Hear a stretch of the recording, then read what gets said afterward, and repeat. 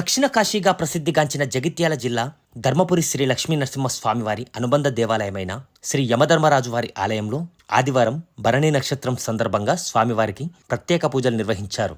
రుద్రాభిషేకం, మన్యసూక్తం, ఆయుష సూక్తంతో అభిషేకం, ఆయుషి హోమం, హారతి, మంత్రపుష్పం కార్యక్రమాలు అత్యంత వైభవంగా నిర్వహించారు. ప్రభుత్వ విప్ ఎమ్మెల్యే అడ్లూరి లక్ష్మణ్ కుమార్ ఈ కార్యక్రమంలో పాల్గొన్నారు. అనంతరం శ్రీ లక్ష్మీ నరసింహస్వామివార్లను దర్శించుకున్నారు. వారికి దేవస్థానం పక్షాన అర్చకులు, వేద పండితులు ఆశీర్వచనం అందించారు. ఆలయ ఈవో సంకటాల శ్రీనివాస్ స్వామివారి శేషవస్త్రం, ప్రసాదం అందించి సన్మానించారు. అనంతరం భక్తుల సౌకర్యార్థం దేవస్థానం ఆవరణలో మహారాష్ట్రకు చెందిన అజ్ఞాత భక్తుడు సమర్పించిన 2 లక్షల విలువ గల 2 వాటర్ కూలర్లను ఎమ్మెల్యే అడ్లూరి లక్ష్మణ్ కుమార్ ప్రారంభించారు.